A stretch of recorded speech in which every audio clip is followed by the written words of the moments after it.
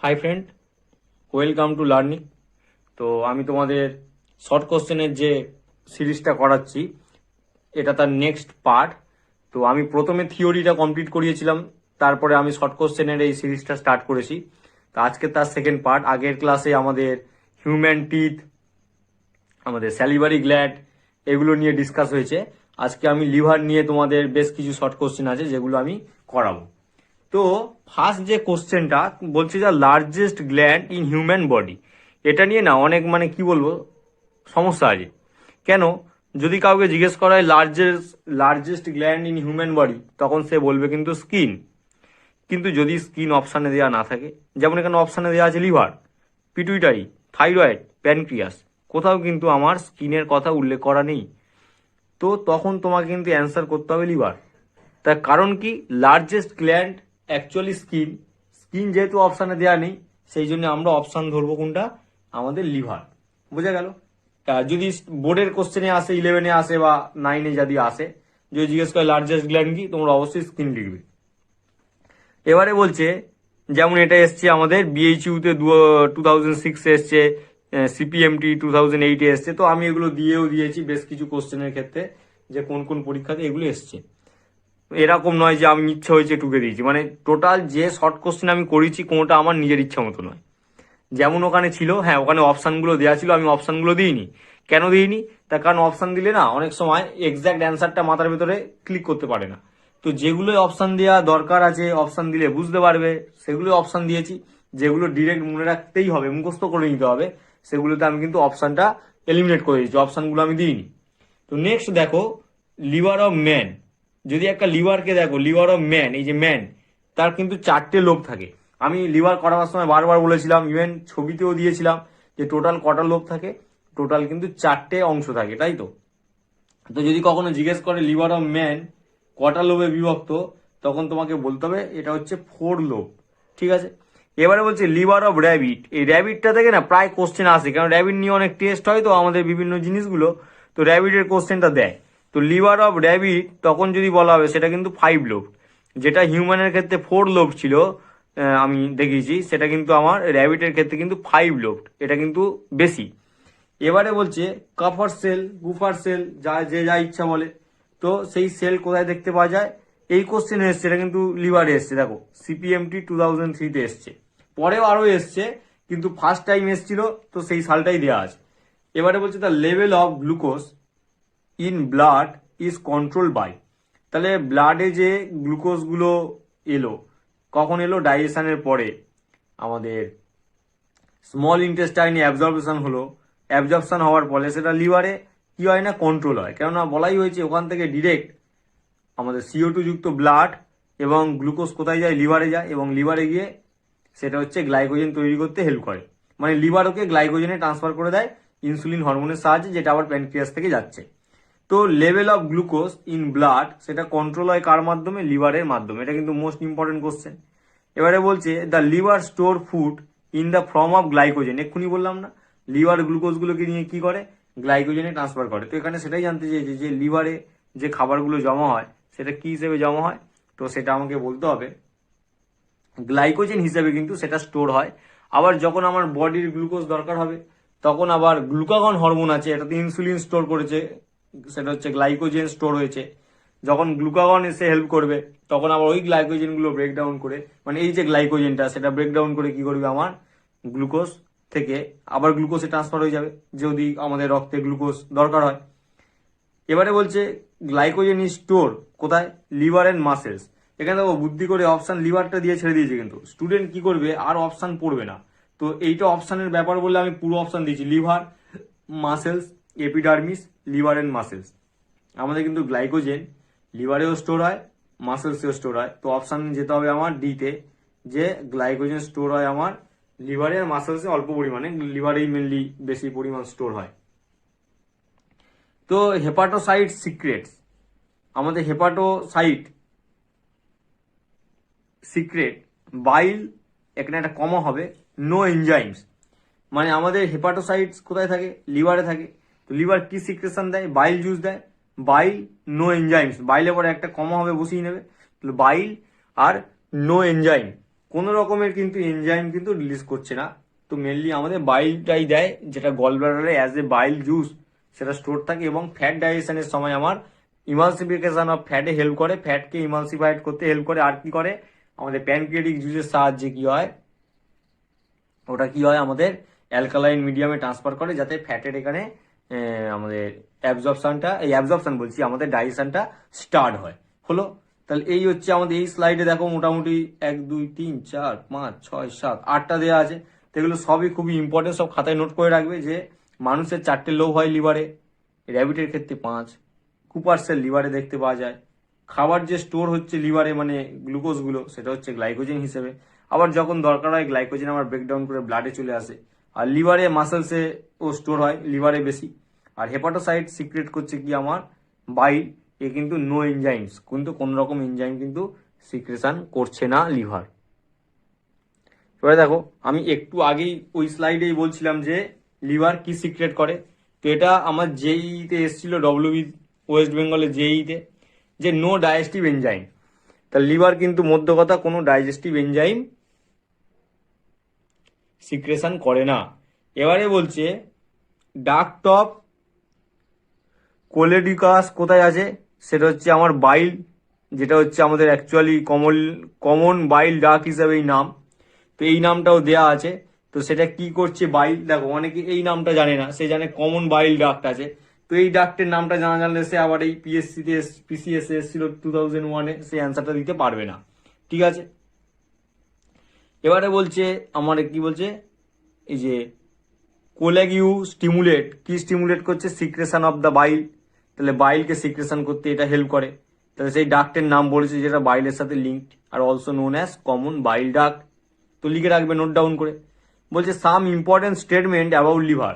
তো short question করানোর সময় আমার মনে হলো যে লিভার সম্পর্কে যেগুলো মোস্ট ইম্পর্টেন্ট লাইন, সেটা একবার বলে দিলেই তো ভালোই হয়, তাহলে লিভার সম্পর্কে কারোর আর কোনো ঝামেলা থাকবে না, পুরো কমপ্লিট। তো বলছে ইট is the first organ to receive food molecules from the intestine. মানে বলতে চাইছে লিভার হচ্ছে সেই অর্গ্যান, যখনই আমাদের ইন্টেস্টাইনে ডাইজেশন হলো, ডাইজেশন হওয়ার ফলে যেগুলো আমাদের অ্যাবজর্ব হলো সেগুলো কিন্তু লিভারে গেল।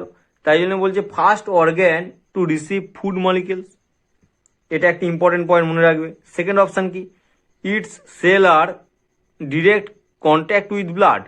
তার কারণ কি, ব্লাডের সাথে কন্ট্যাক্ট যদি না হয় ডিরেক্ট, তাহলে কি করে সেই গ্লুকোজগুলোকে নিজের কাছে টেনে নেবে, তবেই তো সেখান থেকে গ্লাইকোজেন তৈরি করবে। তাহলে এটাও ঠিক। এবারে বলছে ইট is the largest gland of the body. এখনো বলছি লিভার ম্যাক্সিমাম ক্ষেত্রে এখন এক্সামিনেশনগুলো স্কিন দিচ্ছে না, লিভার দেওয়া হচ্ছে, সেই জন্য এটাও ঠিক যে liver is the largest gland of the body. ভেবো না যে এটা ভুল লেখানো আছে, যে লিভারকে কেন্দ্র করে যদি দেখো, তাহলে লিভারই কিন্তু সব থেকে বড় গ্ল্যান্ড যখন স্কিন অ্যাবসেন্স থাকবে। তো বলতে গেলে দুটোই আমাদের এমন একটা কন্ডিশন হয়ে আছে, দুটোই অ্যাকচুয়ালি বড় গ্ল্যান্ড। যদি অপশানে স্কিন না থাকে তখন লিভার, আর যদি স্কিন থাকে তখন স্কিন। আর যেহেতু লিভারকেও অনেক সময় অ্যাকসেপ্ট করা হয় it is the largest gland of the body, তো এটা তোমাকে উল্লেখ করতেই হবে, it is the largest gland of the body. বলছে its cell can regulate when damage, এই রেগুলেট বলছি আমার রিজেনারেট হোয়েন ড্যামেজ। এটা ঠিক, লিভার সেল যখন ড্যামেজ হয়ে যায় তখন সেটা থেকে পুনরায় রিজেনারেট হয়। এই ক্ষমতাটা কার ক্ষেত্রে আছে, এটা কিন্তু আমাদের লিভারের ক্ষেত্রে আছে। বোঝা গেল। বলছে which of the following represent bile salt. এদের মধ্যে বিভিন্ন জিনিসের নাম আছে, দিয়ে বলছে তার মধ্যে বাইল সল্ট কোনটা। দেখো বিলিরুবিন বিলিভার্ডিন তো নয়, বিলিরুবিন হিমোগ্লোবিন নয়, হিমোগ্লোবিন বিলিভার্ডিন নয়। এখানে বলছে সোডিয়াম গ্লাইকোকোলেট আর টিউরোকোলেট। তাহলে এই যে দুটো কোলেট জাতীয় জিনিস দেয়া আছে, তো সোডিয়ামের একটা আছে, তো এইটা হচ্ছে আমার হিমোগ্লোবিনের কি সেই লবণ দুটো, সল্ট, এই নাম দুটো মনে রাখবে। ঠিক আছে, এবারে বলছে the main function of bile. বাইলের মেন ফাংশন কি, যদি বলা হয় বাইলের মেন ফাংশন, তখন তোমাকে অবশ্যই বলতে হবে বাইলের মেন ফাংশন হলো আমার ইমালসিফাই ফ্যাটস ফর ডাইজেশন। ফ্যাটকে যদি ইমালসিফিকেশন না করা যায়, সেই ফ্যাটের কিন্তু ডাইজেশন হবে না। সেই জন্য যাদের ক্ষেত্রে গল ব্লাডারের অপারেশন হয় তাদের ক্ষেত্রে ফ্যাট ডাইজেশন করাটা খুব কঠিন। ওই ওষুধ খেতে হয় ফ্যাট, কারণ গল ব্লাডার যদি কেটে নেয় তাহলে বাইলগুলো তো স্টোর হওয়ার জায়গা পাচ্ছে না। তার মানে উইদাউট গল ব্লাডার মানে উইদাউট বাইল, তাহলে ফ্যাটের ডাইজেশনে অনেক প্রবলেম হবে। কেন? ইমানসিফিকেশন ঘটবে না ফ্যাটের। তো এই জিনিসটা কিন্তু তোমরা প্রত্যেকে মনে রাখবে, ঠিক আছে? যদি বলা হয় যে বাইল অ্যাসিড সেটা অ্যাকচুয়ালি কি, তখন তোমাকে বলতে হবে এটা কিন্তু স্টেরয়েড। বাইল অ্যাসিডটা কিন্তু আমার স্টেরয়েড, বোঝা গেল? এটা বলছে bile can be prevented to release into the duodenum. তো আমাদের স্প্রিংটার অফ বডি থাকে, সেই স্প্রিংটার অফ বডি কি করে, বাইলকে রিলিজ হতে প্রিভেন্ট, বাধা দেয়। কেন না, যখন দরকার তখনই রিলিজ করা উচিত, যখন দরকার নয় বেকার রিলিজ করে কোনো লাভ নেই। তো স্প্রিংটার অফ বডি হেল্প করে ওই কাজটা করতে। এবার হচ্ছে the poisonous substances in the food are detoxicated. তো আমাদের খাবারের মাধ্যমে যে ডিটক্সিকেটেড ফুডগুলো আসছে বডিতে, তারা ম্যাক্সিমাম কিন্তু লিভারে এসে কি হয়, ব্রেক করে যায়, বোঝা গেল? তাহলে কোথায় ডিটক্সিকেটেড হয়? লিভারে এসে। বলছি এক্সেসিভ ড্রিঙ্কিং অফ অ্যালকোহল। যদি কোনো লোক সকাল বিকেল ঘুমোতে শুতে উঠতে বসতে একটাই জিনিস বোঝে যে আমি মদ খাবো, অ্যালকোহল খাবো, তার কি হবে? সিরোসিস হবে। এটা ফেভারিট রোগ লিভারের। যে বেশি মদ খাবে তার লিভার সিরোসিস হবে, পরবর্তীকালে সেটা আরো খারাপ হবে, ক্যান্সার পর্যন্ত হয়ে যায়। এবারে বলছে jaundice may be caused by the related function of retarded function of liver. মানে জন্ডিস কখন হবে? যখন আমাদের লিভার ফেলিওর হয়ে যাবে, তখনই আমাদের কি হবে, আমার জন্ডিস রোগটা হবে। জন্ডিস হলে দেখেছো চোখ টোক সব হলুদ হয়ে যায়, অনেক সমস্যা দেখা দেয়। বলছে pancreas has exocrine and endocrine function. বলে দিয়েছিলাম প্যানক্রিয়াস হচ্ছে একটা মিক্সড গ্ল্যান্ড, যার এক্সোক্রাইন পোর্শনও আছে আর এন্ডোক্রাইন পোর্শন আছে। ইভেন নামও বলেছিলাম যে এক্সোক্রাইন থেকে যত প্যানক্রিয়াটিক জুসের যে এনজাইমগুলো বেরোয় সেটা বেরোচ্ছে, আর এন্ডোক্রাইন থেকে তিনখানা মেনলি হরমোন বেরোচ্ছে। এক ইনসুলিন, যেটা বিটা সেল থেকে, আমাদের প্যানক্রিয়াসে আলফা সেল থেকে গ্লুকাগন, ডেল্টা সেল থেকে সোমাটোস্ট্যাটিন। তো এখানে যেহেতু হরমোনও রিলিজ হচ্ছে, এনজাইমও রিলিজ হচ্ছে, সেই জন্য এটাকে বলা এক্সোক্রাইন আর এন্ডোক্রাইন। এক্সোক্রাইন কারা? যখন কোনো লিকুইড কোনো চ্যানেলের মাধ্যমে এক জায়গা থেকে আরেক জায়গায় যাবে বা কোনো নলের মাধ্যমে, তখন তাকে বলবে এক্সোক্রাইন। যখন কোনো লিকুইড বা কেমিক্যাল সাবস্টেন্সেস যেটা বডিতে সিক্রেশন হয়েছে, সেটা কোনো চ্যানেলের মাধ্যমে না গিয়ে ব্লাডের মাধ্যমে যদি এক অর্গ্যান থেকে আরেক অর্গ্যানে যায়, তখন তাদেরকে বলা হবে এন্ডোক্রাইন, বোঝা গেল? এই এন্ডোক্রাইন। এবারে বলছে pancreas duct is known as duct of Wirsung. ঠিক আছে, উইটসাং। আমাদের প্যানক্রিয়েটিক ডাক্টের তাহলে আরেক নাম কি? উইটসাং। আমি এটাকে বলি বিটসাং, মনে রাখার জন্য। কেন? প্যানক্রিয়াস এত কাজ করে যে আমাদের ডাইজেশন দেখছে, ঠিক আছে, হরমোনাল ব্যাপারগুলো দেখছে, সেজন্য বীরের মতো কাজ করছে বলে আমি এটা মনে রেখেছি। তো প্যানক্রিয়াসের যে ডাক্ট আছে, আমি যখন প্যানক্রিয়াস করেছিলাম বারবার বলে দিয়েছিলাম যে কোন ডাক্তার কথা আমি বলছি। তো সেটা হবে ডাক্ট অফ উইটসাং, ঠিক আছে? এরা বলছে আমাদের সিস্টিক ডাক্ট অ্যারাইসেস ফর্ম। এই সিস্টিক ডাক্ট করতে গিয়ে অ্যারাইসিস করছে, সেটা হচ্ছে গল ব্লাডার থেকে। এটাও বলে দিয়েছিলাম যখন আমি এগুলো করাচ্ছিলাম যে কার সাথে কোন চ্যানেল যুক্ত আছে, কোন ডাক্ট কার সাথে, ডাক্টার সিস্টেম করেছিলাম, তখন বলেছিলাম। তাহলে cystic duct arises from gall bladder, বোঝা গেল? এবারে বলছে which of the following animal does not process gall bladder. তো এটা একটা এক্সেপশনাল কোশ্চেন পেয়েছিলাম, আমি বলি এটা দিয়ে দিই। বলছে কাদের ক্ষেত্রে আমাদের গল ব্লাডার প্রসেস হয় না, তখন লিখতে হবে horse. Which of the following animals does not process gall bladder, তখন হবে হর্স, বোঝা গেল? এবারে বলছে দেখো নেক্সটটায় হোয়েন গল ব্লাডার, আচ্ছা এটাও দিয়ে দিয়েছি, when gall bladder of man is removed. যদি কোনো কারণে কোনো একটা মানুষের গল ব্লাডার রিমুভ করে দেওয়া হয়, তাহলে কি হবে? কিছুই হবে না, শুধু একটাই ঘটনা ঘটবে। কি বলছে? অ্যাসিডিটি কন্টিনিউস ইন ডিওডিনাম, তার কারণ ডিওডিনামে কন্টিনিউয়াসলি HCl আসছে। Fat digestion is not possible. Effect of pancreatic juice আপন ফুড ইজ ইম্পেয়ার্ড। তো মধ্য কথা, ফ্যাটের ডাইজেশন তো হবে না, ওটা অনেক বেশি অ্যাসিডিক হয়ে যাচ্ছে। এরকম করে বিভিন্ন রকমের সমস্যার সৃষ্টি হবে যদি কারোর ক্ষেত্রে গল ব্লাডার প্রবলেম হয় এবং সেটাকে কেটে বাদ দিয়ে দেওয়া হয়। তাহলে বুঝতেই পারছো। আশা করি শর্ট কোশ্চেনগুলো তোমরা দেখছো, প্রত্যেকে ভালো লাগছে, এবং খাতায় যদি মনে হয় যে এগুলো লিখে রাখলে সুবিধা হয়, প্রত্যেকে কিন্তু নোট ডাউন করে রাখবে। যদিও আমি গ্রুপে চেষ্টা করবো PDF দিয়ে দেওয়ার।